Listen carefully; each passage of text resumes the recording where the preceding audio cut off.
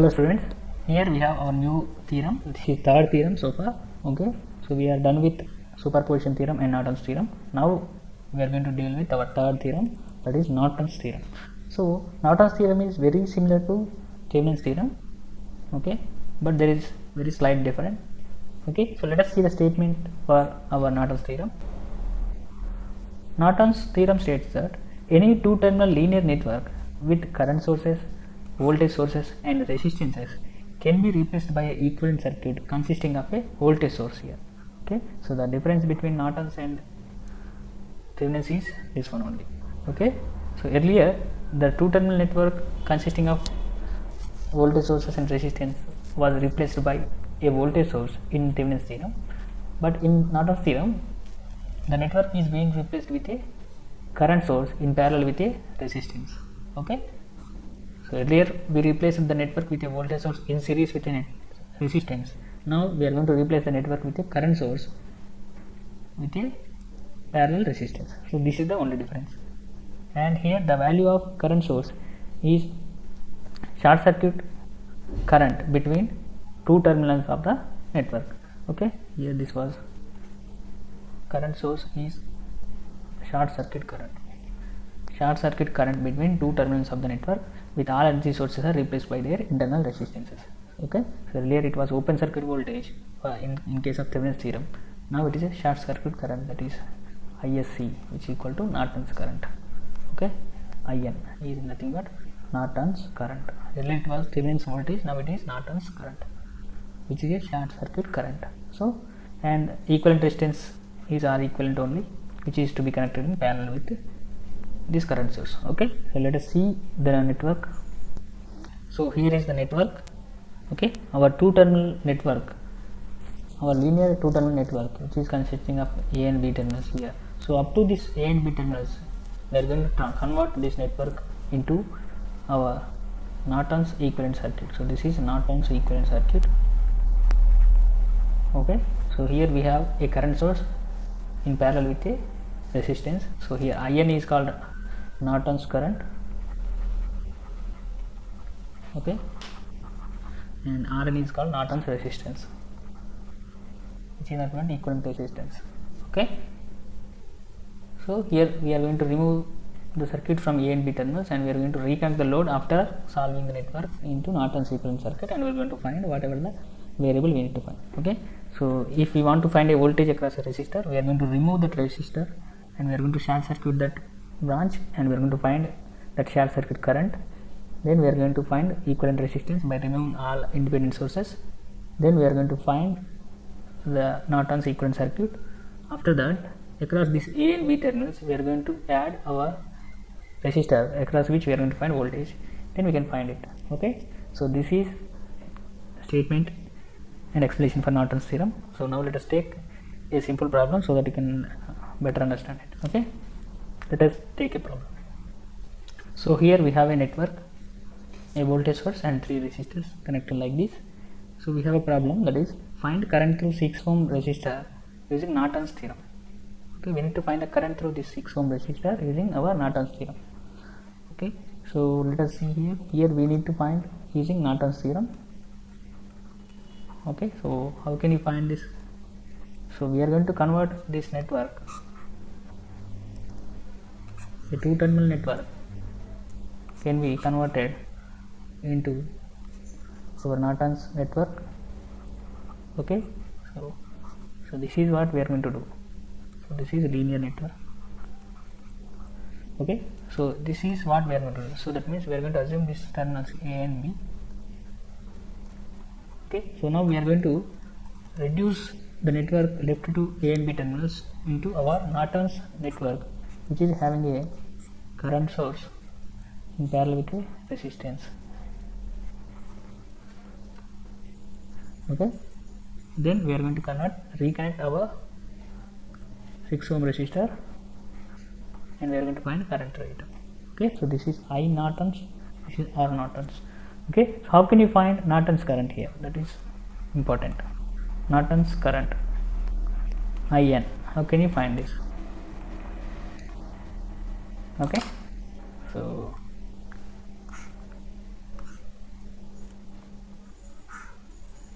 we need to find Norton's current here, that is nothing but short circuit current.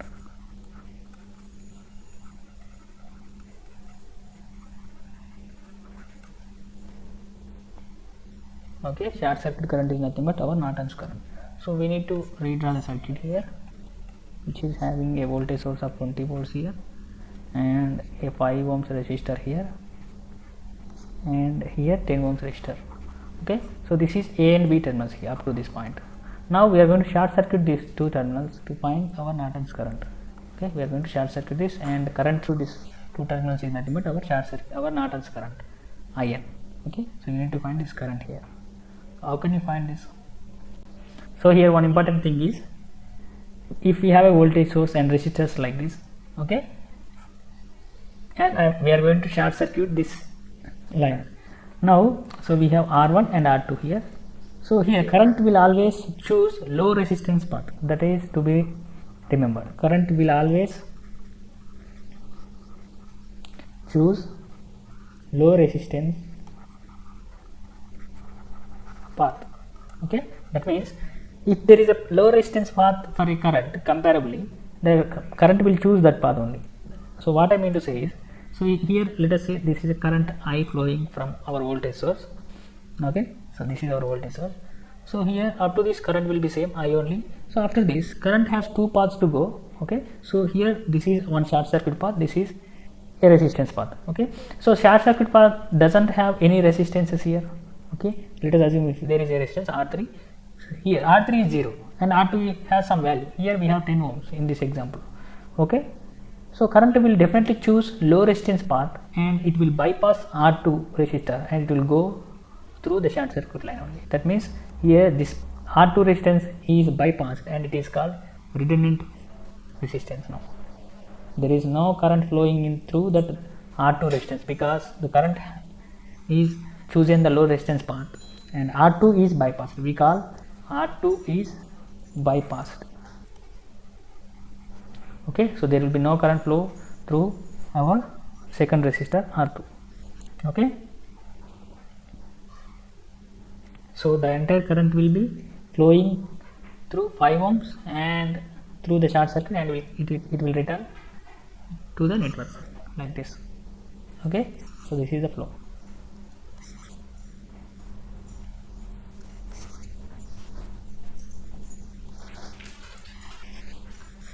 So this is Norton's current. Our 10 ohms resistor is bypassed. Now we need to find IN here. So IN is only due to 20 by 5 ohms is nothing but IN, that is 4 amperes. Okay, so I hope you got the basic idea now. Okay, here R2 is bypassed, that is important. So we got our Norton's current. Now we need to find our Norton's resistance. Okay, how can you find it? So our Norton's resistance is nothing but our equivalent resistance.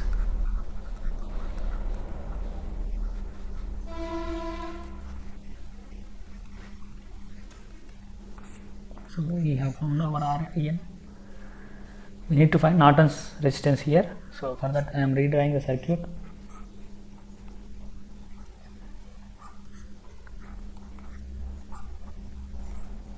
So we need to find equivalent resistance from A and B terminals. So we are going, because it is a voltage source, what should we do? We should short circuit it, right? We should short circuit the voltage source, independent voltage source. Okay, now we are going to find the equivalent resistance looking from A and B terminals. So Rn will be equal to, so 5 is parallel with 10, so that will be 5 into 10 by 5 plus 10. So the value is equal to 3.33 ohms. Okay, so Rn value is equal to 3.33 ohms. So we have obtained two parameters required to draw our Norton's equivalent circuit. Yes or no? We got IN and we got Rn. So we can draw our Norton's equivalent circuit using these two parameters. Rn is 3.3 ohms and IN is 4 amperes. Okay, so Norton circuit, equivalent circuit is nothing but a current source in parallel with a resistor. Okay, I am going to write that Norton's equivalent circuit here.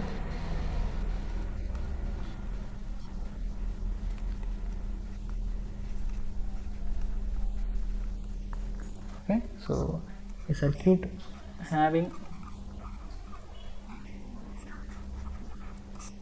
10 ohms and 5 ohms between A and B terminals is now being replaced with a current source of 4 amperes in parallel with a resistance of 3.33 ohms. Okay, so this is up to A and B terminals. Now we can reconnect our load resistance, which is having a value of 6 ohms. Okay, now we need to find this current I. Okay, so if you can apply current division rule, you can find the current through our 6 ohm resistor. So current through 6 ohm resistor can be found I equal to, total current is 4 amperes and opposite resistance is 3.33, total resistance is 6 plus 3.33. So I hope you can find it right. So that is nothing but 1.43 amperes. The current through 6 ohms resistor is 1.43 amperes. You can find the voltage across it also. So voltage will be plus or minus V, that is 1.43 into 6, that will be equal to 8.58 volts. If you are asked to find the voltage, this is how you are going to find it. Okay, so this is how you are going to find a variable if you are asked to find through using Norton's theorem. Okay, and you can directly find the current or voltage across the variable. You can cross check the value if it is correct or not. Okay, you can apply nodal analysis, there you can find the current directly. Okay, and you can cross check it. So let us apply nodal analysis directly. We are going to cross check the current value. So we got 1.43 now. So let us cross check this using nodal analysis. Okay, I am going to cross check it now. So applying nodal analysis, you can use any of the methods to cross check. I am using nodal analysis here. Okay, which is having a voltage source of 20 volts. Right, here we have 10 ohms and here we have 6 ohms, right? So now let us assume this is node A. Okay, now I am going to apply nodal analysis. Applying nodal analysis at node A. Okay, that must come with the same answer. So let us assume I1, I2, I3. I hope you remember that. Okay, so let us assume it as V, node voltage V. So I am applying nodal analysis at node A now. So the outgoing currents will be, sum will be 0. So I1 equal to V minus 20 by 5 plus I2 equal to V by 10 plus I3 will equal to V by 6, should be equal to 0. Okay, so I am taking V common, that will be 1 by 5 plus 1 by 10 plus 1 by 6. So that should be equal to 4. So if you take the LCM, that will be 30. Let us take 30 as common. So that will be 6 plus 3 plus 5 equal to 4.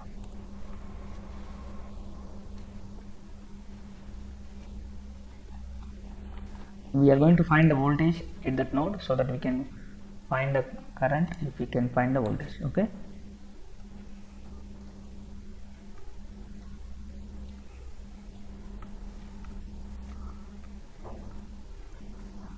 so that is equal to V into, that is 8 plus 6, 14, right, by 30 should be equal to 4.